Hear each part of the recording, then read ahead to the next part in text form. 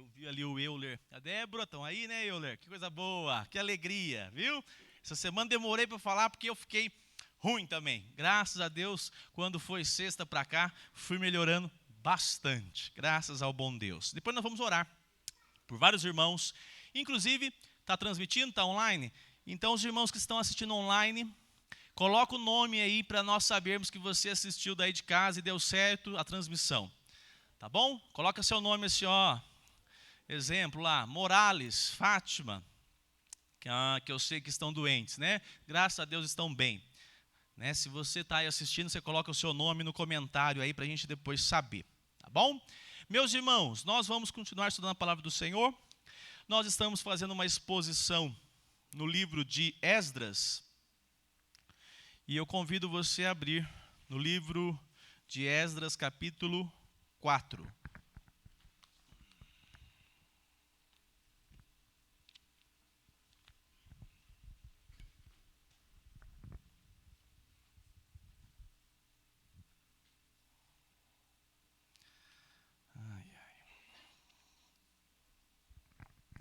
Encontraram? Esdras, capítulo 4.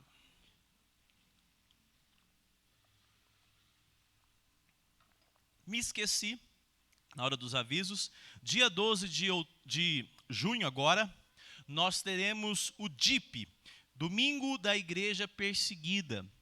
Nesse dia 12 de junho, nós participaremos então do DIP, Domingo da Igreja Perseguida.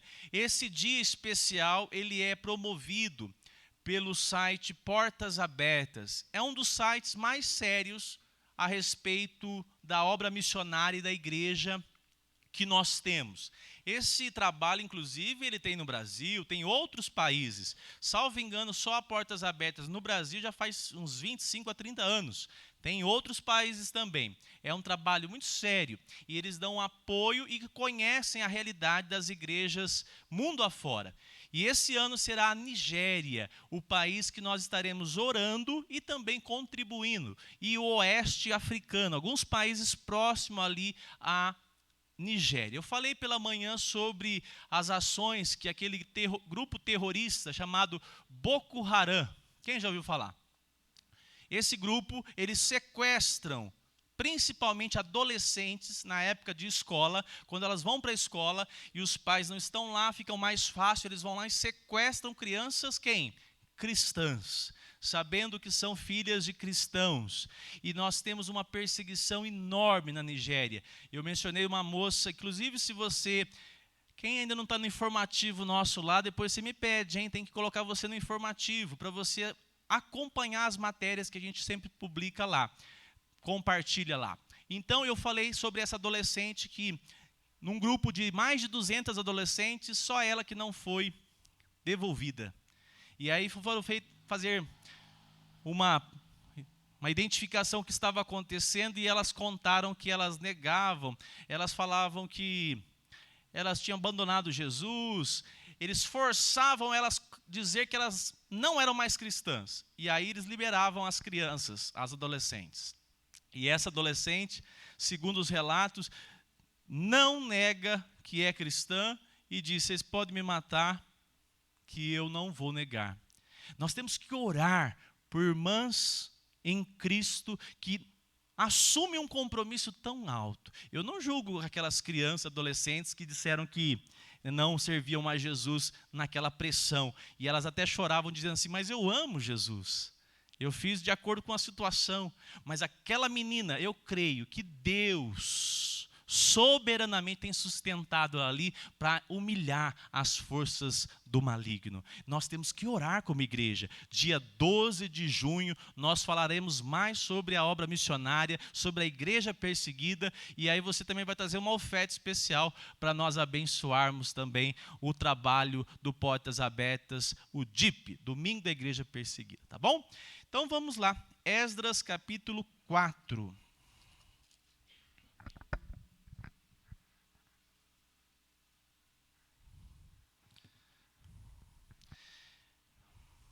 Versículo 24.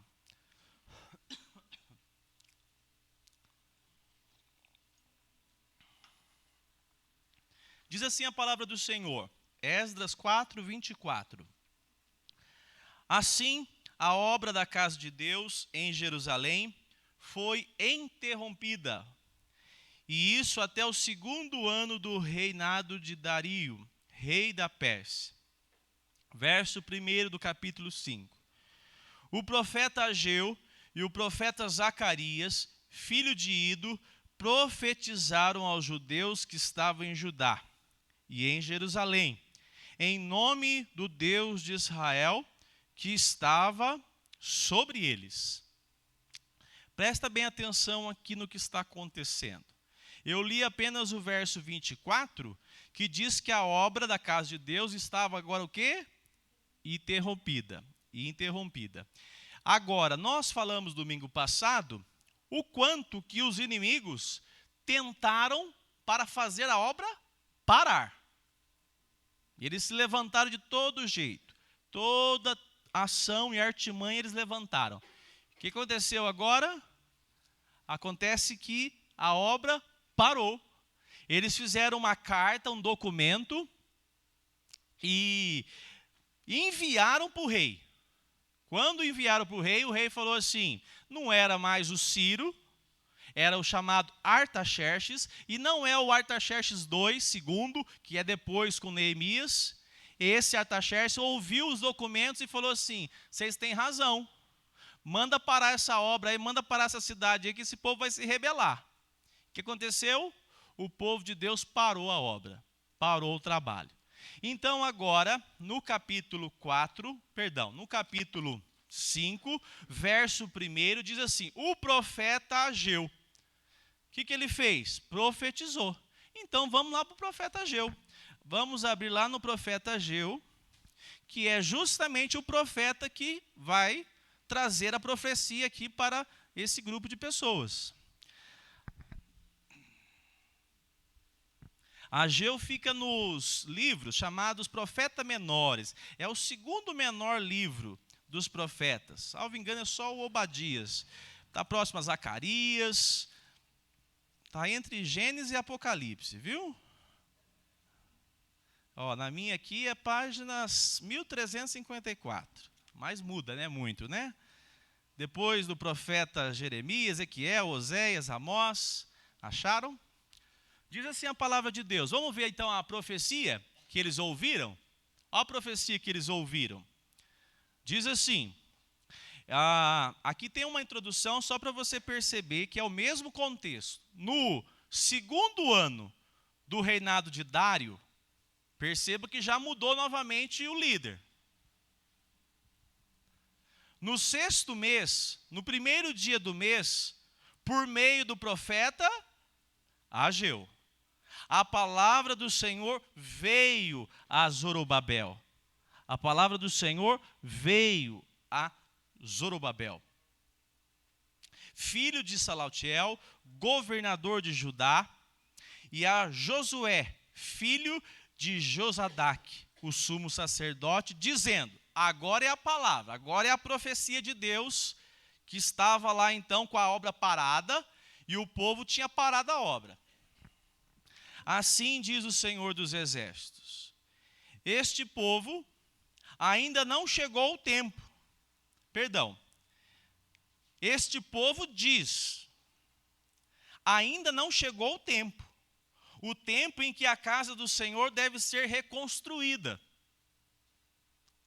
Por isso a palavra do Senhor veio por meio do profeta Ageu dizendo, acaso é tempo de vocês morarem em casas luxuosas, enquanto o templo permanece em ruínas?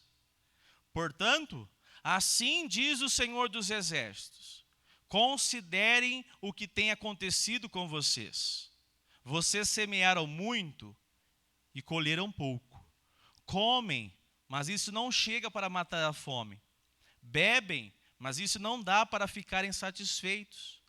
Põem roupa, mas ninguém se aquece. E o que recebe salário, recebe para colocá-lo numa sacola furada. Assim diz o Senhor dos Exércitos, considere o que tem acontecido com vocês. Vão até o monte e tragam a madeira, ou melhor, tragam madeira e reconstruam, não a casa de vocês, o templo. Dele me agradarei e serei glorificado, diz o Senhor. Vocês esperavam que fosse muito, mas veio pouco. E esse pouco, quando o levaram para casa, eu o dissipei com um sopro. E por quê? Pergunta o Senhor dos Exércitos. Porque o meu templo permanece em ruínas, enquanto cada um de vocês corre por causa da sua própria casa. Por isso os céus retêm o orvalho e a terra não produz os seus frutos. Fiz vir a seca sobre a terra e sobre os montes, sobre o cereal, sobre o vinho, sobre o azeite, sobre o que o solo produz, sobre as pessoas, sobre os animais e sobre todo o trabalho das mãos. Vamos orar? Eu achei bom que o Rogério falou hoje assim, Deus tem uma palavra de, como é que ele falou? Gostei da expressão, de carinho, não é assim? De vez em quando tem uns carinhos assim, um pouco mais. Você faz um carinho assim, Vinícius, de vez em quando os seus meninos dão uns cafuné assim, forte neles? De vez em quando tem uns cafuné um pouco mais forte, né, divino? Mas nós somos um povo de Deus, né? E se a palavra de Deus está aqui, nós pregamos ela. Não é verdade? Vamos orar? Senhor Deus, nós precisamos tanto da iluminação do Teu Espírito. Nós precisamos tanto, de fato, do toque do Senhor nas nossas almas. Se o Senhor não despertar o nosso coração, em vão participarmos, ó Senhor, de um encontro como esse. Por isso eu lhe peço, Senhor, abra o nosso entendimento, abra o nosso coração. E eu oro como igreja, Senhor, que o Senhor possa nos dar a graça de agradá-lo, Senhor, de ter a alegria de honrar o Teu nome. Edifique as nossas vidas por meio da Tua palavra e que a nossa satisfação seja saber que o Senhor se agradou das nossas palavras, ações e do nosso culto, Senhor. Nós oramos a Ti, Jesus. Amém. Amados,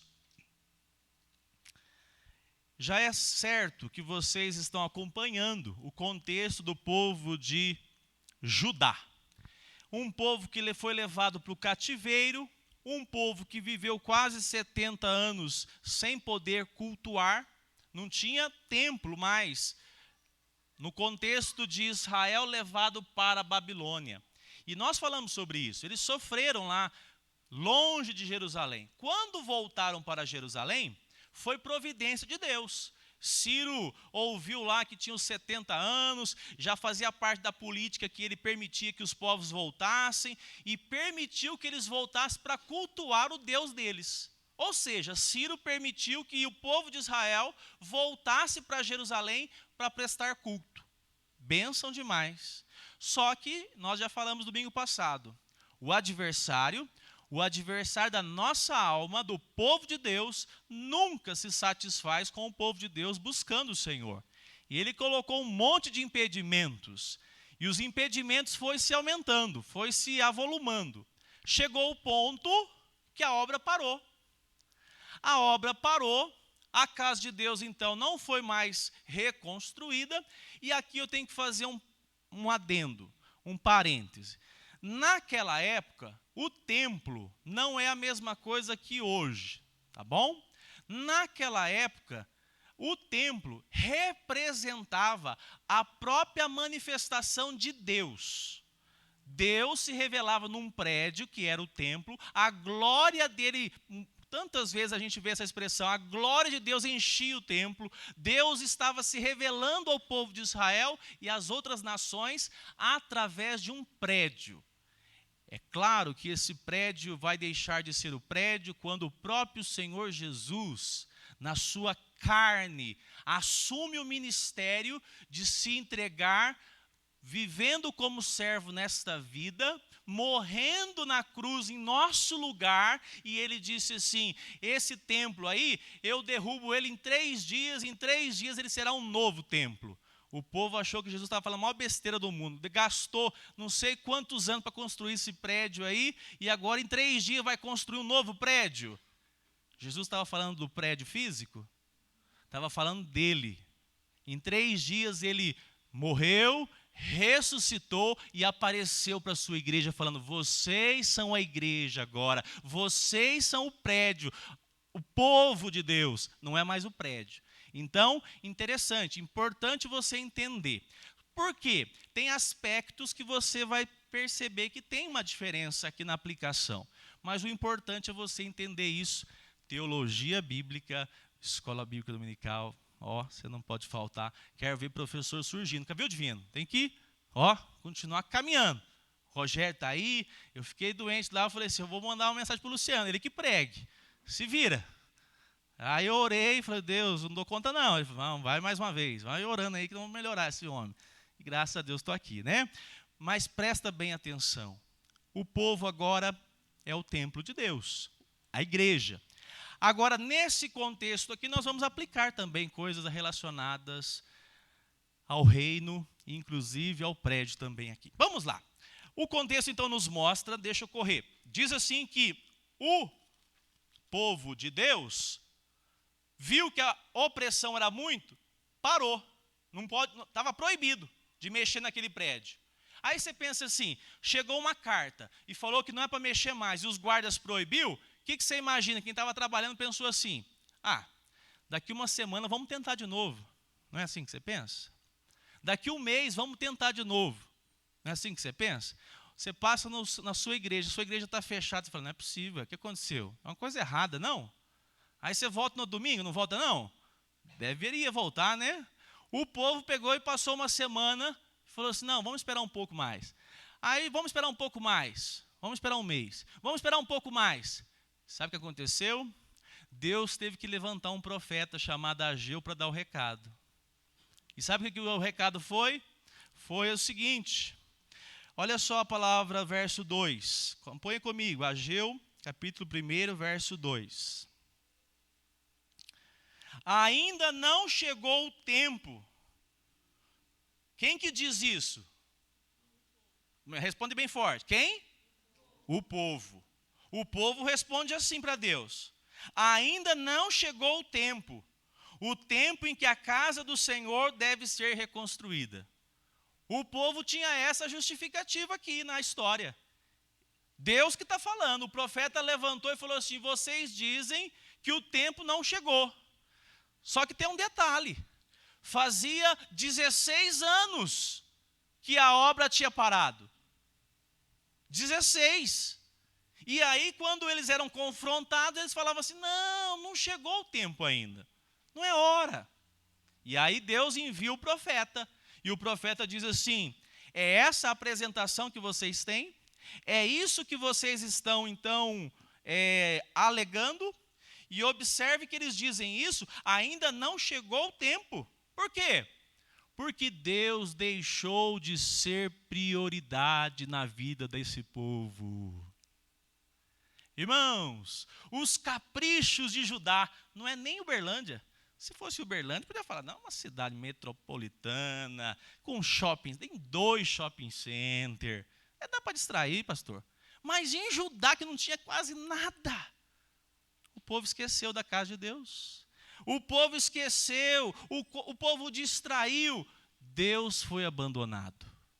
O Deus que tinha trazido o povo lá do cativeiro, o Deus que tinha feito tantas coisas, agora não era nem de longe lembrado. É interessante, se perguntasse para alguém lá daquela época, você considera Deus importante? Com certeza eles iam pensar e falar assim, não, Deus é importante, com certeza. E aí, Deus coloca um termômetro para medir o povo. É igual hoje, Deus colocou um termômetro. Se perguntasse para um judeu, você se importa de fato com Yahvé, com um Deus vivo? Eles responderiam, sim, nós nos importamos sim. Só que qual que era a resposta? A resposta de Deus era, quantas vezes eu vi você envolvido com a casa de Deus nos últimos 2 meses?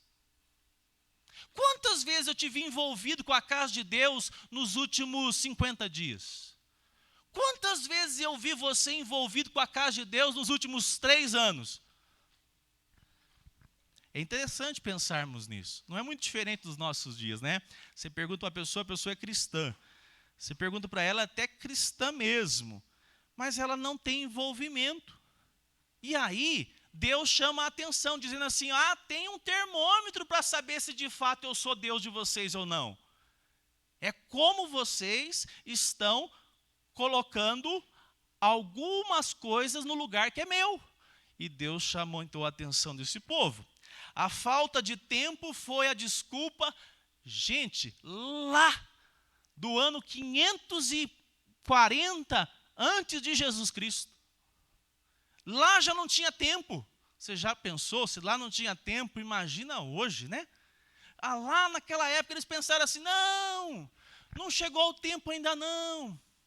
Deixa para depois. Interessante.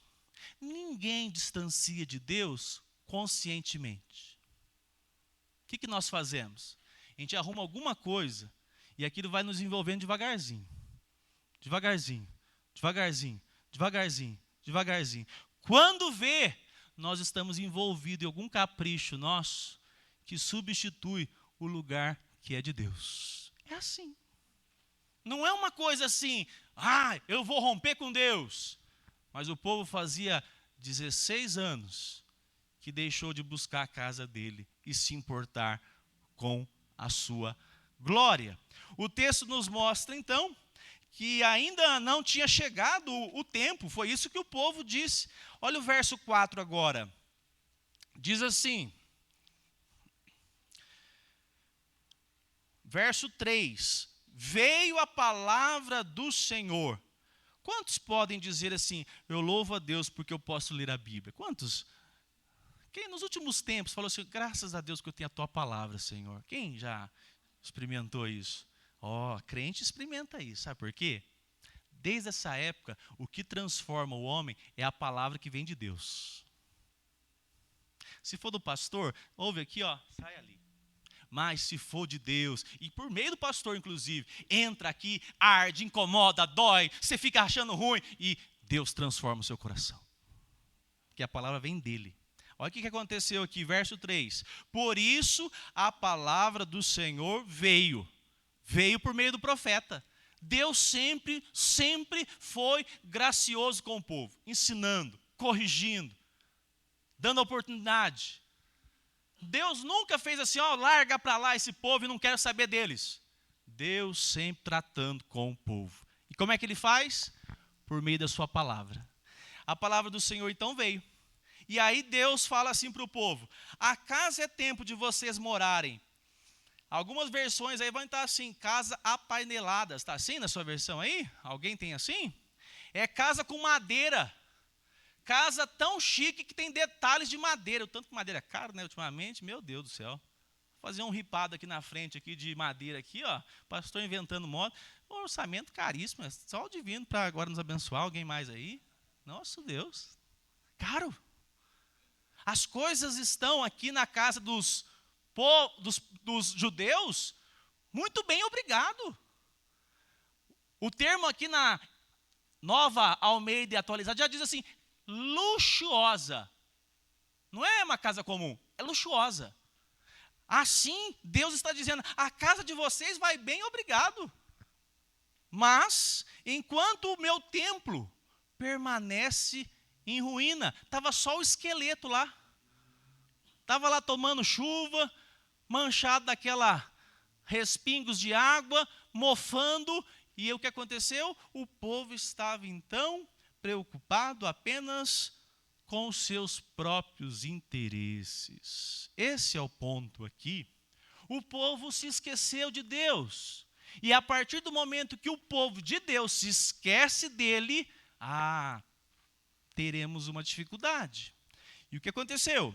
O texto diz então, vocês desfrutam do bom e do melhor, vocês desfrutam daquilo que, não tem nada melhor, vocês voltaram da Babilônia faz 17, 18 anos, já tem uma vida próspera, e aí vocês me esquecem? O bem-estar, meus irmãos, é por isso que a gente tem que tomar muito cuidado, né? Dizem que um dos perigos da Europa, América, que já foi o berço da Reforma Protestante, já foi berço do cristianismo, um dos países que mais enviava missionário é a América. Mas o padrão de vida é perigoso, né? Ao invés de colocar o coração curvado, o coração começa a se levantar. E aí, o povo aqui estava o quê? Através das posses, achando que estava tudo resolvido. Estava tudo resolvido. Mas, olha o que vai acontecer. Verso 5. Porque Deus é assim, né? Deus vai permitindo, vai permitindo, vai permitindo. Você pensa, está tudo bem, está tudo bem. Olha o verso 5. Portanto, assim diz o Senhor dos Exércitos: considerem o que tem acontecido com vocês. Considerem para tudo. Deus falou assim para o povo: para um pouquinho. Faz uma avaliação agora deste momento. O que está acontecendo na vida de vocês? E eu fico imaginando os judeus na época. A palavra de Deus diz assim que o Senhor veio, falou com o povo. E o povo, quando atende a voz de Deus, ele faz reflexão. O triste é quando a pessoa ouve a palavra de Deus e não para analisar. O povo avaliou e começou a pensar assim: eu estou tendo maior dificuldade no meu casamento. Eu vim da Babilônia, ao invés de ser uma bênção aqui, Judá, deve tá uma miséria aqui dentro de casa. Os meus filhos, cada um puxa para um lado. Paz aqui eu tenho quando eu durmo, porque eu não converso com ninguém. Senão não tem paz aqui nessa casa. E eu não sei qual foi a avaliação que o povo de Judá fez, mas Deus chamou eles a fazer uma reflexão no que estava acontecendo na vida deles. Havia já uma resposta direta que Deus chama a atenção. Avalie o que está acontecendo. Vocês estão caminhando de maneira que vocês estão cada dia mais distante de mim e tendo circunstâncias que apontam que eu não estou com vocês. Irmãos, tenho que falar essa palavra. Tem casos de famílias, né? Casos de famílias. Nós temos que orar pelas famílias. A pessoa está colhendo a consequência na vida dela. Colhe a consequência na vida do filho. Colhe na consequência da geração posterior. Colhe a consequência de todo lado. E eu não estou falando de gente que não ouve o evangelho. Porque quem não ouve o evangelho, aí não tem como mesmo saber. Mas não para fazer uma análise. O que está acontecendo na nossa caminhada? É aquela situação que a pessoa deixou de ter vergonha. Porque ela já passa tanta vergonha que ela perdeu a questão do pudor. É triste isso, irmãos, mas é muito real. A família aqui, que era o povo de Deus, estava colhendo consequências terríveis das suas próprias ações e não estavam parando para analisar. Deus fala: para tudo. Para tudo. Dá uma analisada no que está acontecendo com vocês. Dá uma analisada no que está acontecendo. Olha o que está acontecendo. Faz uma retrospectiva. Dá uma analisada. Onde que vocês pararam? O que começou a acontecer na sua casa? E ali o povo de Israel, o povo de Judá, é chamada a atenção para falar assim, ou melhor, para avaliar assim, o que nós estamos colhendo. E Deus vai já responder para eles. Verso 6. Vamos ler juntos o 6? Vamos lá. Vocês semearam muito. E o quê? Eles trabalharam muito? Oxe! Você já viu alguém semear muito e não trabalhar muito? Tem jeito, Luiz. Quem semeia é o que está trabalhando. O campo está lá, batalhando dia e noite. Eles não estavam de mãos cruzadas, não. Eles eram trabalhadores. Só que o problema é que a colheita era pouca. Olha só. A ação de trabalhar, eles trabalhavam. Você quer ver uma coisa que deixa frustrado alguém? Você trabalhar e você não vê resultado de nada, não é assim? É assim que estava acontecendo. Olha o que aconteceu. O povo trabalhava muito, mas colhia pouco. Sabe por quê? Deus está chamando. Para analisar. Deus falou para o povo, analisa o que está acontecendo. E Deus está falando, a minha mão não está estendida sobre vocês. É isso que está aqui nas entrelinhas. A minha mão não está estendida, não. E o povo não parava. Agora eles pararam. Opa, vamos parar aqui para analisar? Olha que faz sentido isso mesmo. Olha que faz sentido. Eu me distanciei de Deus e comecei a ter circunstâncias na minha vida que... Aí o povo começou a perceber. Nós trabalhamos muito mesmo. Mas de fato está acontecendo isso. Continuando. Verso ainda 6. Vamos juntos lá? Comem, mas isso não chega para matar. Bebem, mas isso não dá para ficarem. Põem roupa. E o que recebe salário?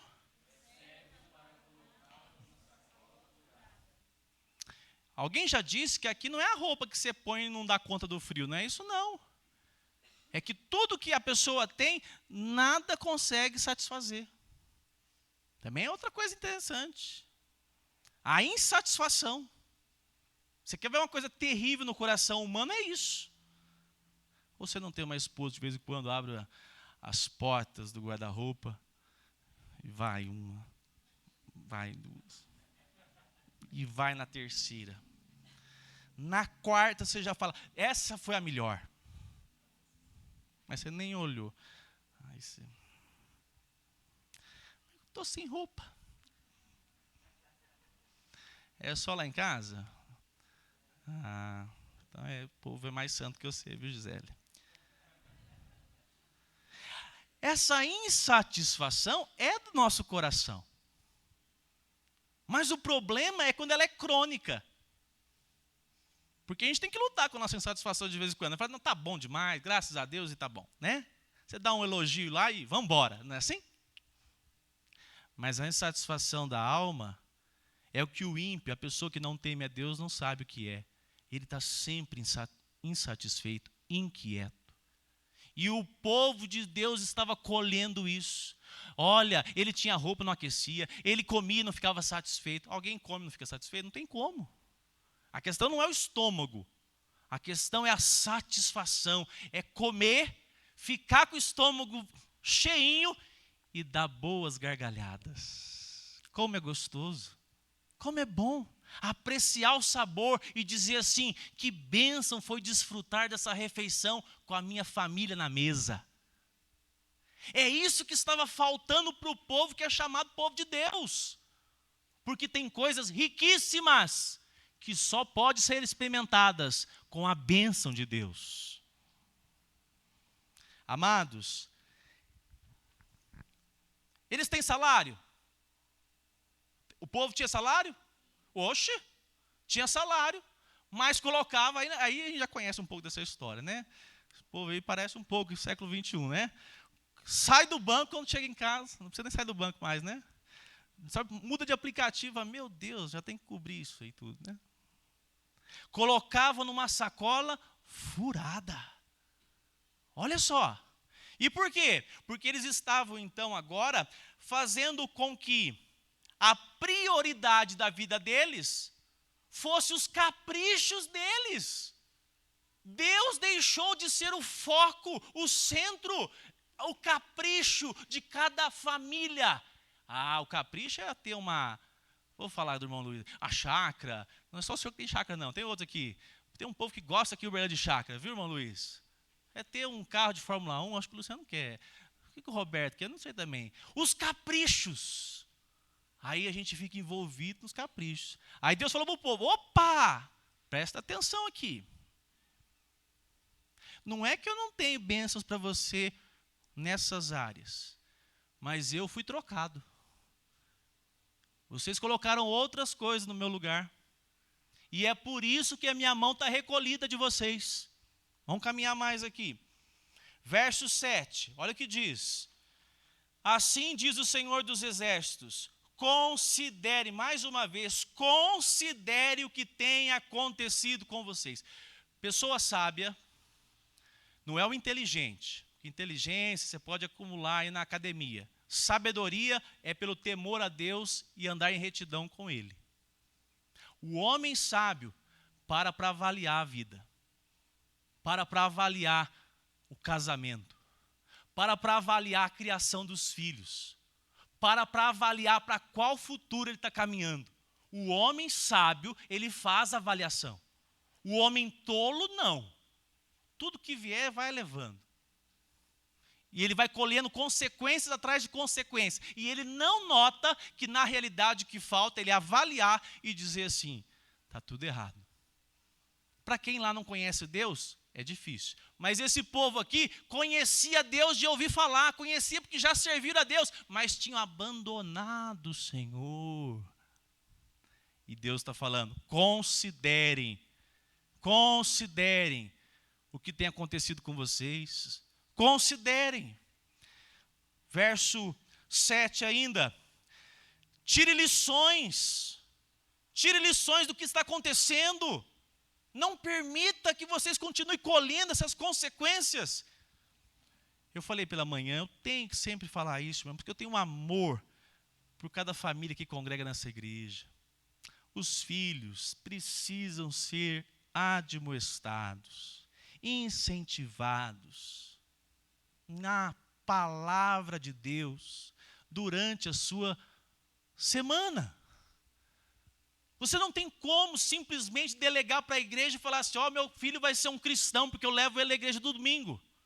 Irmão, esse não é um papel do pai.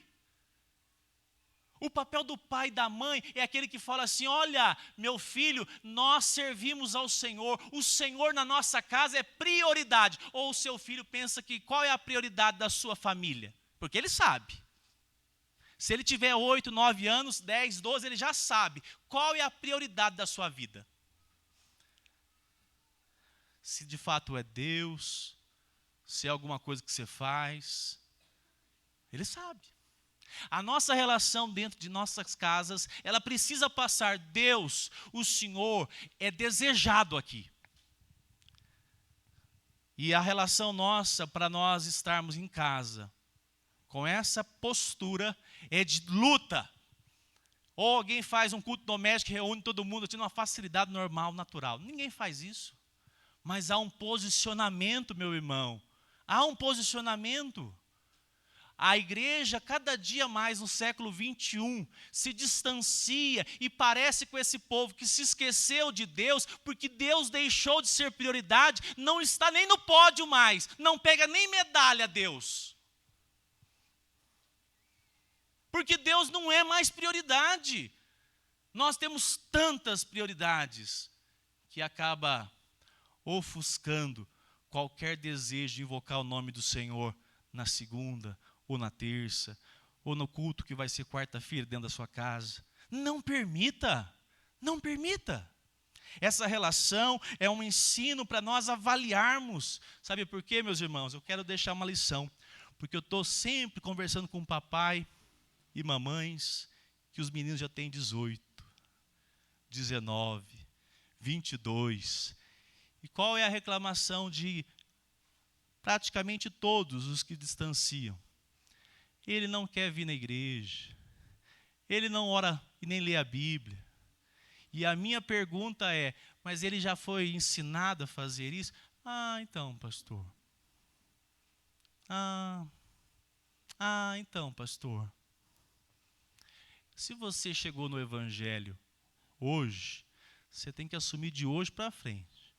Mas se você está no Evangelho hoje, o seu filho é novinho, seja você o que vai tirar a lição e vai falar assim, opa, eu não quero que o meu menino, a minha menina, cresça sem que tenha uma referência de mulher de Deus, de homem de Deus na vida deles. Eles precisam ver que, de fato, Deus na minha casa, na minha vida como mãe, como pai, Ele, Deus, o Senhor, é prioridade. Prioridade. Porque senão ele vai saber que você ama mais o seu negócio, a empresa, do que a Deus. Ama mais qualquer outra coisa do que a Deus. É natural. Vai transmitir aquilo que vai ser visto. A palavra de Deus então nos mostra, verso 8, caminhando, diz assim, olha só, então Deus trouxe o diagnóstico, vai ter mais ainda.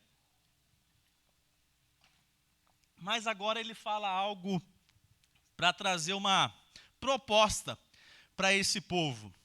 Olha que interessante. O templo está abandonado, está parado. O povo está com as casas bem ornamentadas. O que Deus manda fazer? Verso 8. Vão até o monte. Segundo os estudiosos do Líbano ali, eram madeiras caríssimas. Tragam madeira e reconstruam o templo. Reconstruam o templo. Dele me agradarei e serei glorificado, diz o Senhor. Deus diz para o povo, para de cuidar dos seus interesses, coloca o meu em primeiro lugar. Coloca aquilo que eu desejo para vocês primeiro, e depois vocês vão cuidar das coisas de vocês. Aí o que o povo faz? O povo vai buscar madeira. O povo começa então a buscar as madeiras lá, para fazer agora então a reconstrução, para erguer de fato esse templo. E Deus é Deus, né? O rei já era outro, o Dario ali já vai poder autorizar que não pare mais, tem todo um contexto aí em volta, mas a questão está, meus irmãos, eles trouxeram o melhor, Deus que pediu o melhor.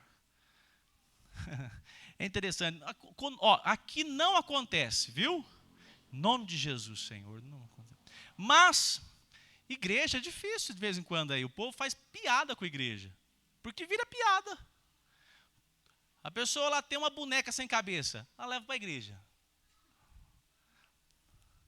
Diz o pastor Arival que uma pessoa ofereceu, ô pastor, estou trocando a fiação aqui de casa tudo.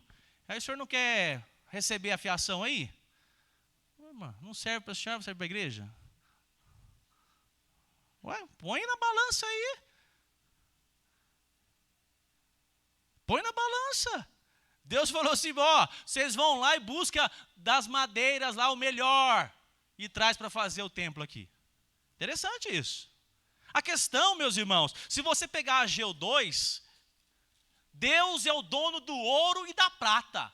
Ele é o dono do ouro e da prata. Ele não precisa do homem. Ele pode fazer da maneira que ele quiser, levantar ímpio para abençoar. Só que tem um detalhe.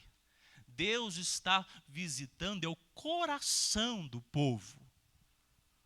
Quem que tinha dado tudo aquilo para o povo lá em Judá experimentar? Quem que era o provedor da libertação? Era Ciro ou era Deus? Quem que tinha restabelecido a condição de voltar para Judá? Era Ciro ou era Deus? Assim Deus faz, né? Não é assim que Deus faz? Quem que é o provedor?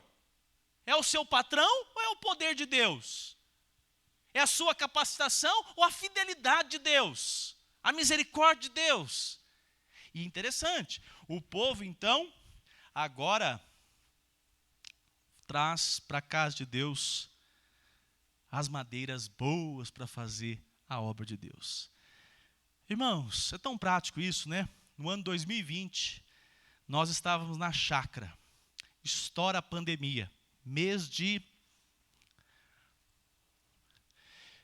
maio para junho, uma irmã me procurou e falou assim, pastor, como é que nós vamos fazer? Eu dei vontade de chorar, irmãos. Como é que nós vamos fazer? Eu achei tão importante a palavra dela, nós vamos fazer. A inclusão.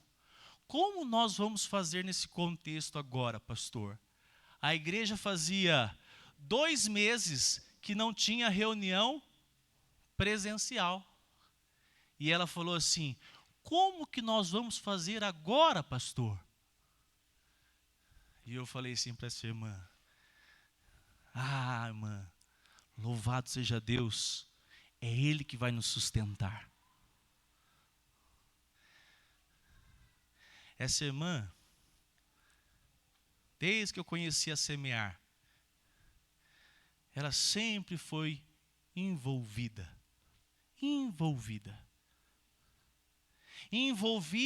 engajada, de modo que se a igreja fechasse, ela sentiria a falta de fato da igreja que ela ama. Diferente do que nós temos vivido nos nossos dias, que há um público, e não é você não, tá? Há um público aí fora, que coloca numa cadeira à sua vontade, se assenta e avalia o que está sendo servido. Isso aqui é bom, isso aqui não é bom, isso aqui não é bom, eu quero só aquilo que é bom. Se você está procurando uma igreja perfeita, vocês viram hoje aí, está faltando baterista, está precisando de gente nova. Falei para a Débora, para o Will, a gente está trabalhando aqui, mas está faltando muita coisa, vem para trabalhar. Você vai na padaria e o pão é ruim. Você volta para comprar pão lá nessa padaria? Respondam para mim. Você vai na padaria e o pão é ruim. Você volta? Você gosta de pão, Stephanie? Eu também. Se o pão for ruim, eu não quero voltar. Eu só volto se o padeiro for meu irmão. Pastor Paulo Júnior. Eu achei fantástico. A igreja está com dificuldades, seja a mão de obra para ajudar. Seja aquele que diz assim, esse louvor tem que melhorar, tem que dar uma voz masculina nesse louvor aí. Eu quero contribuir. Porque nós vivemos um status que todo mundo quer ser servido. É assim que impera hoje no mundo chamado igreja evangélica.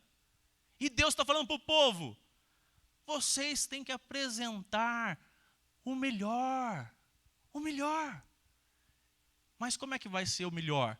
Só vai ser o melhor se tiver prioridade. Se Deus for prioridade na vida dessa pessoa. E essa relação, meus irmãos, ela deve ser muito destacada. Um empresário falou assim para um pastor, estava vendo essa mensagem essa semana. Pastor, a parte mais fácil que eu tenho é deixar os 10% para a administração da igreja. Aí o pastor falou, como assim? Porque é muito fácil. Eu pego dos meus 100, 10 e entrego para a igreja. Faça a parte que Deus me mandou. Eu não tenho que preocupar com o que eu vou fazer, com aqueles 10%, onde vai aplicar. Eu só cumpro. O difícil é eu administrar os 90%. Interessante. Por que, meus irmãos? Nós achamos que temos condições, inclusive, de administrar os 100, né? Achamos, muitas vezes. Deus quer que nós demos a Ele a prioridade que é devida. Você quer ver um detalhe? Tudo que você for fazer, peça a Deus que o Senhor possa ser prioridade na minha vida. Quantos dias da semana você tem de folga no mês? O divino, eu sei que trabalha assim, tem que marcar os domingos. Ele vem domingo que trabalha à noite, ele vem de manhã. O domingo que trabalha de manhã, ele vem à noite. O dia igual hoje é um milagre, de manhã e de noite. Agora você conta a semana e fala assim, a sua agenda é assim? Ou a agenda da pandemia? A agenda da pandemia é assim, quando voltar tudo, eu vou voltar a passear, a ir para o shopping, a ir para Guarujá, a ir para Jericoacoara lá. Jericoacoara. É assim que você pensou? Ou você pensou assim, eu estou desejoso em me envolver com o reino de Deus, porque a igreja nunca sofreu tanto como num período como esse. A igreja precisa de mão de obra, a igreja precisa de fidelidade, a igreja precisa de sustento, a igreja precisa de pessoas envolvidas, engajadas, porque é lá que Jesus Cristo transforma famílias inteiras pelo poder da palavra. É interessante. Eu quero destacar, meus irmãos, que essa relação nossa, Deus nos pede, ofereça a Ele o melhor hoje que você tem. Ofereça, alguém tem caderninho aí de anotações de orçamento? Ô pastor, mas os orçamentos? Vai começar com ele. O seu orçamento. Mas pega também lá a sua agenda do calendário. Verifica lá se você não está abandonando demais os dias que é do Senhor. Faz de tudo para que no dia do Senhor você fale assim, eu quero consagrar a minha vida e minha família. Eu quero que a minha família cresça na presença de Deus. E inclusive as minhas finanças, elas fazem parte para a glória de Deus. Para a glória de Deus. Abra comigo a sua Bíblia. Lá no livro de 1 Reis. Eu vou ler na tela aqui, por favor. Maria Esther. 1 Reis 17, 11.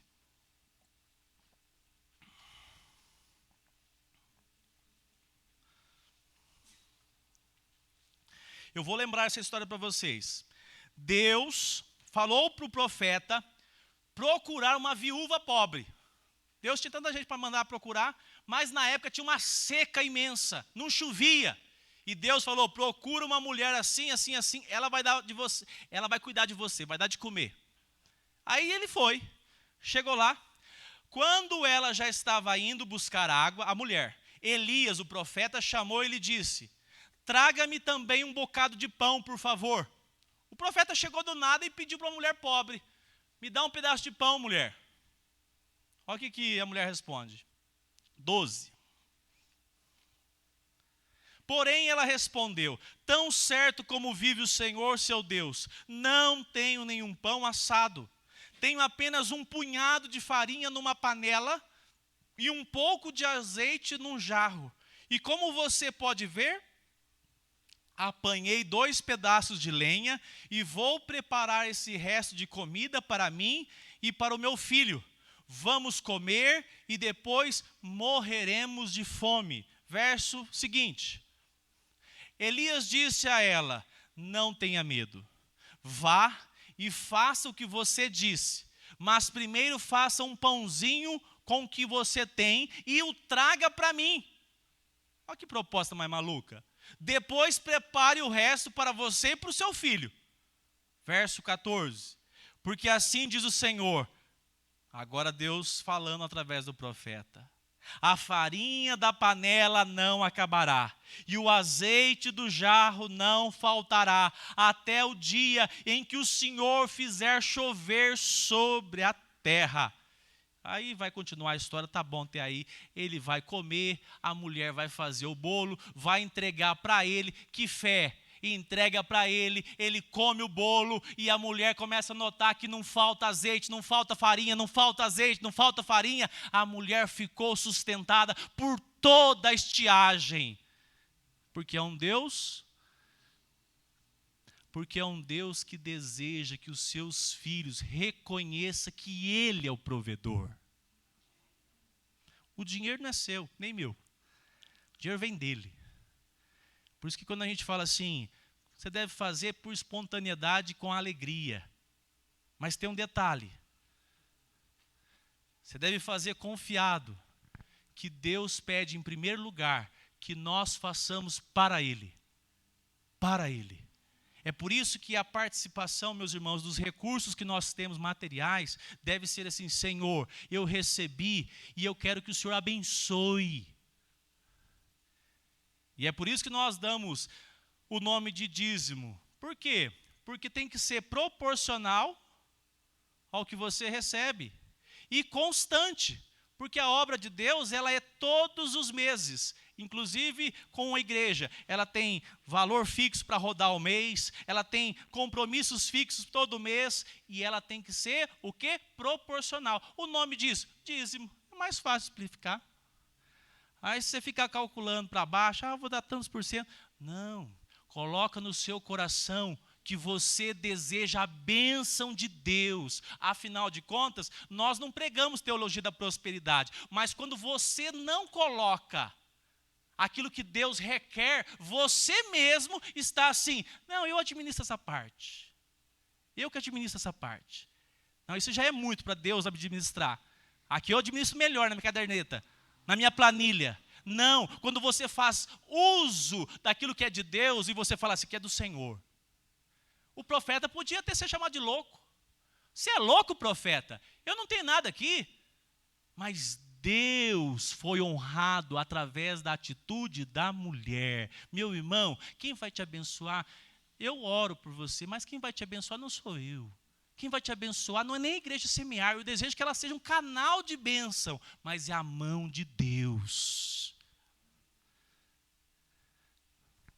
Continuando para nós terminarmos, capítulo 1 de Ageu. Olha o que acontece aqui no verso agora 9. Verso 9. Diz assim: vocês esperavam que fosse muito, mas veio pouco. Isso é muito natural da plantação, né? Aquele que planta esperando que vai vir muito, eles eram uma cultura agropastoril. Tudo dependia do campo. Tudo dependia da colheita. Olha o que Deus faz. Verso 9 ainda. Quando levaram para casa, eu dissipei com sopro. E por quê? Pergunta o Senhor dos Exércitos. Porque o meu tempo. Vou traduzir aqui. Porque eu, o Senhor, não sou prioridade na vida de vocês. Falando para o povo de Israel. E olha o que Deus fez. Verso 10. Olha o que Deus fez. Por isso, Deus está explicando para o povo. Por isso eu mandei parar de chover. Oh, não é isso que está escrito no verso 10? Por isso os céus retêm o seu orvalho e a terra não produz os seus frutos. Verso 11. Eu, o Senhor, fiz vir a seca. Eu que não permiti que isso acontecesse. Para ser o quê? Ó, disciplina de Deus sobre o povo de Israel. O povo que é dele. Porque ele ama o seu povo e quer abençoar. Aí, essa é uma relação interessante. Deus pesou a mão aqui sobre o povo de Israel, sobre a chuva, porque eles precisavam para plantar. O contexto aqui é agropastoril. O que Deus faz hoje na minha família, na sua, na nossa, para chamar a nossa atenção, para nós voltarmos para Ele? O que Ele faz? É um filho que fica, de repente, disperso? Não sei. É uma situação no casamento? Não sei. Mas o que acontece é que Deus vai sim puxar a nossa orelha se nós não colocarmos Ele em primeiro lugar. E nós estamos destacando aqui que Deus não quer simplesmente o nosso dinheiro. Deus quer a nossa vida, o nosso coração. Falar: Senhor, eu congrego nessa igreja, eu quero ser canal de bênção. Nós recebemos aí a Cândida, irmão Luiz, falar isso porque é para a glória de Deus. A Cíntia veio me procurar ontem: pastor, estamos com a faixa dos intermediários começando. Cândida será a nossa professora. Aí eu já falei: oh Deus, acho que comecei a cantar um hino. Vocês não sabem tanto que é duro na igreja pequena, menor, que vamos crescer com a graça de Deus, depender e não ter mão de obra. Não ter mão de obra, sofrer porque não tem quem faz. Ou ser sempre o mesmo, repete o mesmo. É uma tristeza. E sabe por quê? Porque existe um grupo que precisa acordar e falar assim: opa, eu quero levar a sério o evangelho, eu quero levar a sério a pregação do evangelho, porque aqui é um local aberto. Ó, recebemos visitas que vêm para ouvir o evangelho. A igreja perseguida, um pastor testemunhou, ficou 40 anos sem receber uma visita. Você já pensou que uma igreja 40 anos sem receber uma visita? Nós recebemos visitas, as pessoas entram para ouvir o evangelho aqui, podem decidir ficar aqui, congregar aqui, trazer a família aqui, para crescerem na caminhada com Jesus. Como que nós não vamos nos envolver mais com a casa de Deus? Como não? Mas como isso acontece? Tem que ter o coração aberto para o Senhor. Tem que colocar o Senhor em primeiro lugar. Tem que falar assim: Senhor, as minhas coisas são tudo do Senhor. O meu emprego, o meu sustento é do Senhor. A minha vida, o meu tempo é do Senhor. Para a glória do teu nome. Verso final, 11. Fiz vir a seca sobre a terra, sobre os montes, sobre o cereal, sobre o vinho, sobre o solo que produz sobre as pessoas, sobre os animais e sobre todo o trabalho das mãos do Senhor. Das mãos. Verso 12, e então Zorobabel, filho de Salatiel, Josué, filho de Josadaque, o sumo sacerdote, e todo o remanescente do povo fizeram o quê? Mais uma vez, verso 12. O povo atenderam a voz do Senhor. Eu quero terminar então aqui. Meu irmão, minha irmã, coloque Deus no seu coração e declare a Ele na sua semana que Ele é prioridade na sua vida. Não abra mão, porque depois as outras coisas podem ser atropeladas, porque o que está faltando é a sua rendição em colocar Deus em primeiro lugar. Faça um compromisso com Ele. Hoje temos tantos visitantes, pessoas que estão chegando, os que já são membros, essa é uma palavra para os membros da igreja. Faz um desafio, Deus, eu quero ser fiel nas minhas finanças, para a glória do Senhor. Deus, você tem um pastor feliz com a providência de Deus numa igreja pequena, sou eu. Eu nunca vi Deus fazer tanto milagre igual nessa igreja, irmão Luiz. Nunca vi. Eu posso confessar, de vez em quando eu conto assim para algum irmão aqui, eu falo, Deus é cuidadoso. Deus é provedor. Mas uma coisa é certa, irmãos. Se você recebe, faz um negócio, coloca Deus em primeiro lugar. Deus, isso aqui é parte do Senhor. Outra coisa, quando você vai ser um contribuinte, você entrega aquilo que Deus pede e você fala, Senhor, eu quero a tua bênção sobre mim. Eu quero a tua bênção. Eu não quero correr no perigo, que eu acho que se eu ficar com essa parte, eu vou melhorar a situação. Eu creio que Deus vai te dar sabedoria para você administrar a parte que Ele quer que você use para o seu bem, para a sua família, para a sua edificação. E que nós possamos cada dia mais amá-lo para a glória dele mesmo. Amém? Equipe de louvor, vem aqui à frente. Eu convido vocês a ficarem em pé.